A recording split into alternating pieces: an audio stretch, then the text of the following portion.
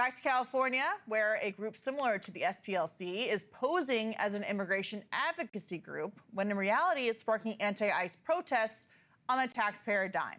In June 2025, the Coalition for Humane Immigrant Rights called for thousands of protesters to flood the streets of Los Angeles to impede targeted ICE raids.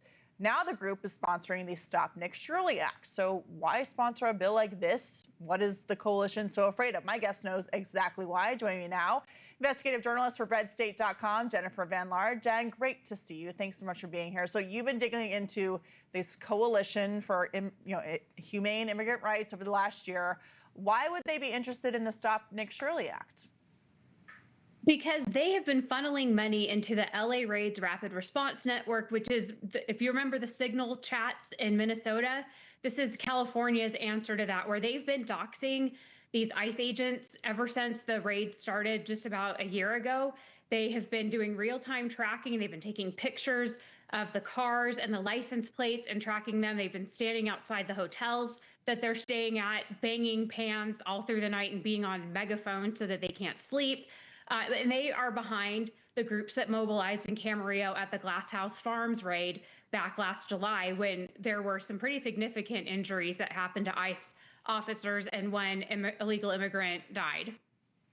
So CHIRLA is what this group is called. And we're always asking questions, whether it's in California, Minnesota, everywhere. How are these groups getting the funding to make these things happen?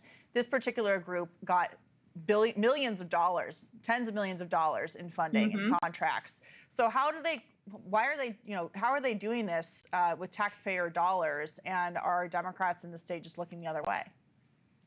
Democrats in the state agree with what they're doing. If you heard Javier Becerra tonight, he was towing all of their lines and all of their policy positions, including asking illegal immigrant truck drivers if they can speak English, like racist targeting.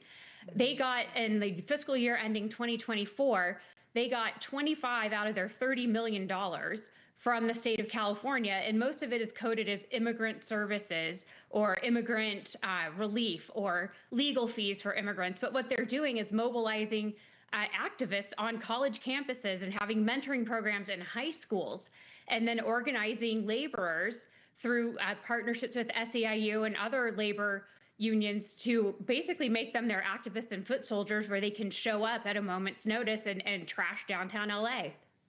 So basically they're getting taxpayer funds under the guise of immigrant services, and then they're turning around and using that money for violent protests to impede federal immigration investigations. Is that correct? Exactly. And they're even hosting things like one-stop voting centers at their headquarters to do early voting for LA County.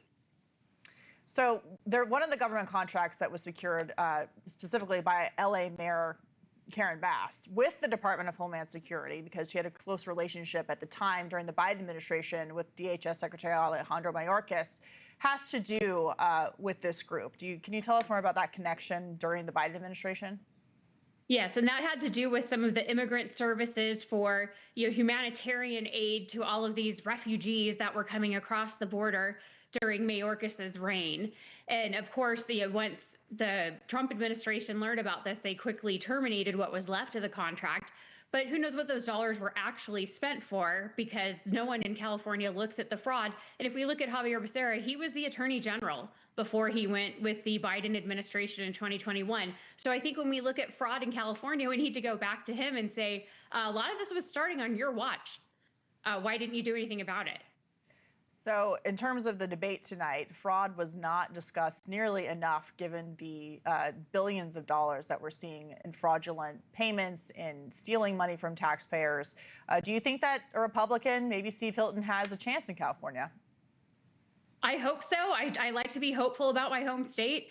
Right now, I'm living in exile outside of the state because of violent threats I got from CHIRLA activists after I brought their funding out on Fox News last year, and I'd like to go home. So I'd like to hope that Steve Hilton has a chance, or Chad Bianco. All right, well, Jennifer Van Laar, she is an amazing investigative reporter. Check out her work. Thank you, Jen. Talk to you soon. Thank you.